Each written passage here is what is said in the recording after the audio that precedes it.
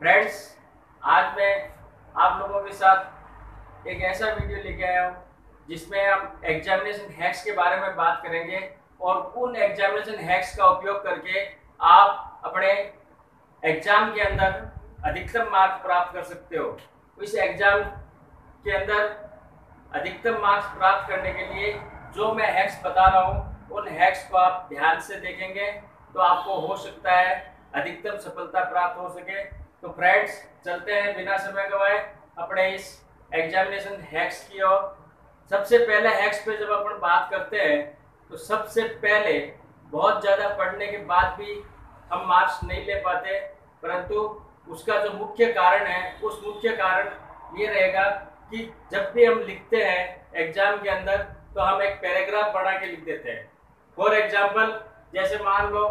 Digestive system के ऊपर अपन बात करते हैं तो डाइजेस्टिव सिस्टम के अंदर हम क्या करते हैं कि कोई भी पैराग्राफ लेते हैं और पैराग्राफ बना के उसको कंटिन्यू लिख देते हैं। पैराग्राफ जब बढ़ जाता है और कंटिन्यू उसके अंदर चलता रहता है तो चेक करने वाले एग्जामिनर को कभी भी इस बात को वो नहीं ध्यान देता कि स्टूडेंट ने क्या लिखा है क्या नहीं लिखा, क्योंकि उस एग्जामिनर के पास इतना ज़्यादा लोड होता है कॉपी चेक करने का कि वो इस पैराग्राफ को नहीं पढ़ता है और बिना पढ़े बिना वो उस पैराग्राफ के अंदर जो भी मार्क्स होते हैं उसको वो प्रोवाइड करवा देता है। परंतु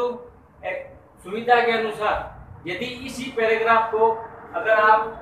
पॉइंट वाइज लिखते हो, जैसे मान लो मुख्य पॉइंट आपने ये लिखा और उसको आपने अंडरलाइन किया, अंडरलाइन करने के बाद जब आप उस पॉइंट को वापस shortcut point two point spacing के साथ लिखते हो तो आपको वहां पर एग्जामिनर उस चीज को तुरंत देखेगा और जैसे ही वो तुरंत देखेगा तो आपको यहाँ पर वो मार्क्स बढ़ा देगा। जैसे ही वो मार्क्स बढ़ाएगा तो आपका इस पैराग्राफ के अंदर जो मार्क्स मिल रहा है उस पैराग्राफ के बजाय आपको इसके अंदर जो मार्क्स मिल रहा है वो मार्क्स अधिकतम प्राप्त होंगे। भले ही कितना भी डिफरेंस हो, लेकिन देखने के अंदर और चेक करने के अंदर ये पैराग्राफ ज़्यादा इफेक्टिव होता है बजाय इस पैराग्राफ के। तो आप लोगों को सबसे पहले इस हैक्स का ध्यान रखना है कि जब भी आप किसी भी क्वेश्चन का आंसर देते हो तो आंसर देने के समय आप किसी भी आंसर का पूर्ण रूप से जहां तक संभव हो पैराग्राफ न बनाएं और उस पैराग्राफ को अधिकतम छोटे से छोटे बिंदु के अंदर, छोटे छोटे पॉइंट्स के अंदर आप लिखने की कोशिश करें। दूसरे हैक्स के ऊपर अपन बात करते हैं तो जब भी अगर मान लो कुछ पैराग्राफ लिखना होता ही है या कंपलसरी हो जाता है उसके लिए, तो आप इसी चीज को मद्देनजर रखते हुए आप जैसे मान लो आपका हेडिंग यहाँ हो गया, हेडिंग के साथ आपने स्पेस छोड़ा और आपने पॉइंट करके इसके ऊपर कुछ पैराग्राफ लिखना है तो यहाँ पर आप स्पेसिंग देके और यहाँ से 2 या 3 लाइनों से अधिकतम पैराग्राफ ना बढ़ाएं ताकि चेक करने वाले टीचर को आसानी से ये संभव हो सके कि वो उसको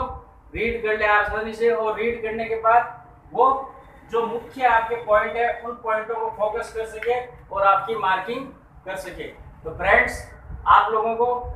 आज के इस वीडियो में विशेष ये चीज ध्यान रखनी है कि कभी भी आंसर देते समय आपको पैराग्राफ नहीं बनाना है, short to short point by point आपको यूज कर। ऑल राइट,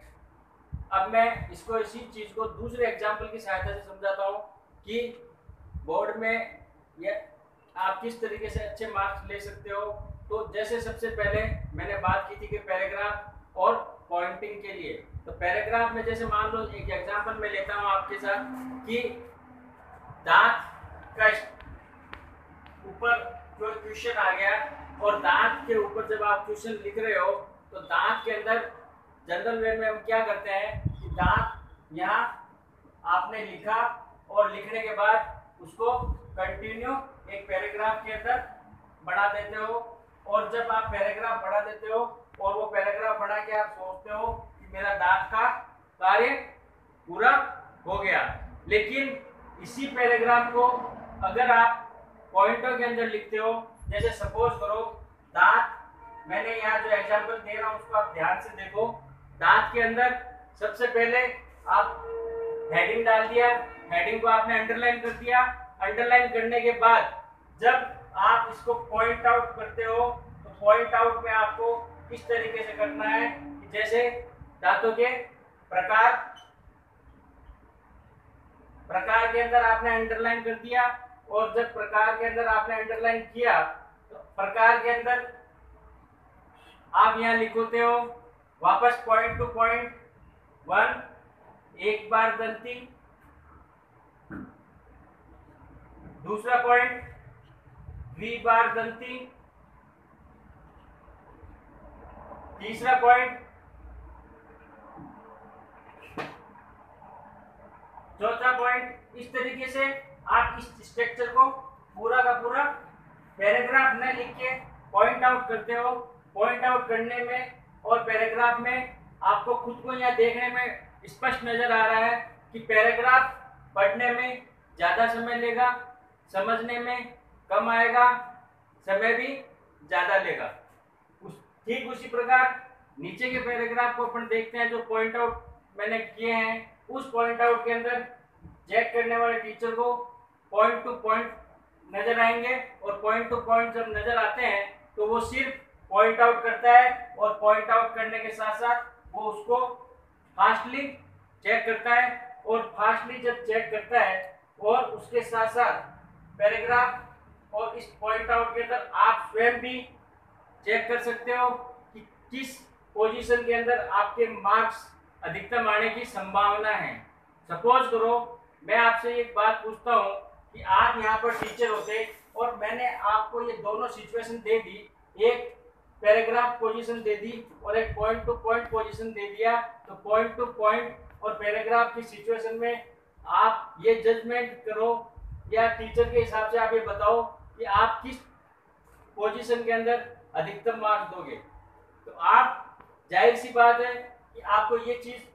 अच्छी लग रही है, दिखने में भी सुंदर लग रही है, पॉइंट टू पॉइंट क्लियर हो रहे हैं, सब कुछ स्पष्ट दिखाई दे रहा है, तो आप जाहिर बात है कि नीचे वाले पैराग्राफ को आप चूज करोगे और उसमें अधिकतम मार्क्स दोगे बजाय इस पैराग्राफ को। तो फ्रेंड्स ये मुख्य पोजीशन है, मुख्य स्थिति है जहां पर आप लोगों को अधिकतम मार्क्स प्राप्त करने के लिए